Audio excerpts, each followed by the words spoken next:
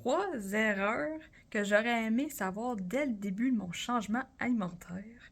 Je te partage ça tout de suite. On va commencer avec la première. La première, c'est si tu as le goût d'aller vers une alimentation naturelle, diminuer tes glucides, veux savoir quoi? Il faut augmenter les lipides. Tu n'augmentes pas les lipides, ton énergie va pas s'augmenter aussi. Ce que je veux dire par là, c'est que as-tu déjà pensé que manger du gras, ben c'est bon pour avoir plus d'énergie? Parce que dans la société qu'on vit, on se fait dire que le gras c'est méchant. Mais là après, on a le goût de quoi?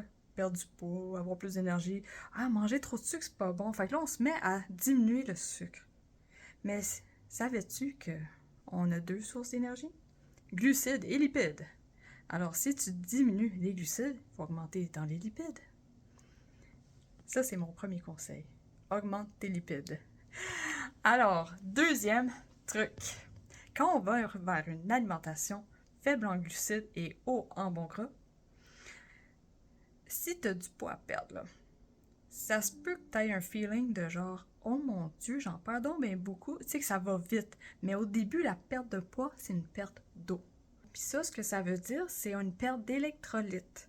Qu'est-ce qui arrive quand on a moins d'électrolytes dans le corps?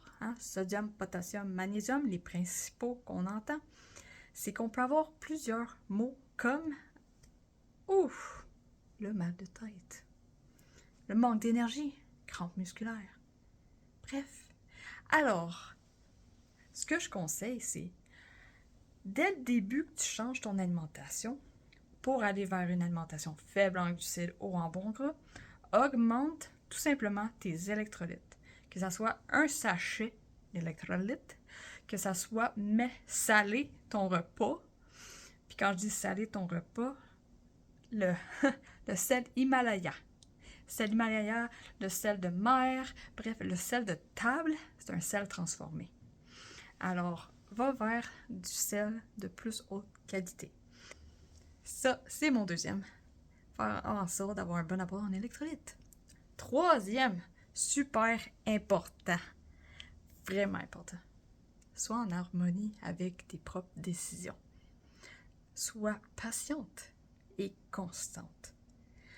Plus tu donnes du temps, plus tu donnes de la consistance, ça va pas arriver en dedans d'une journée. Ça va pas arriver en dedans d'une semaine. Ça se peut que 3 mois plus tard, tu aies un bienfait. Mais après 1 an, il y en aura d'autres qui vont arriver, des bienfaits. Mais ça va pas arriver si tu n'as pas été constante et que tu l'as fait à chaque jour. Alors, sois patiente, aime ton cheminement alimentaire. Ce que je veux dire, aie du fun pendant la transition. Alors, je t'invite à manger du gras, avoir un bon apport en électrolytes, au pire, petite pincée de sel, ça peut aider. Et sois patiente et constante avec ton cheminement alimentaire. Une chose à la fois et on va y arriver. N'oublie pas qu'on est tous différents. C'est normal d'avoir un cheminement alimentaire qui n'est pas pareil aux autres. Vas-y, à ton rythme, afin d'avoir une vie remplie d'énergie. Et sur ça, je te souhaite une bonne journée.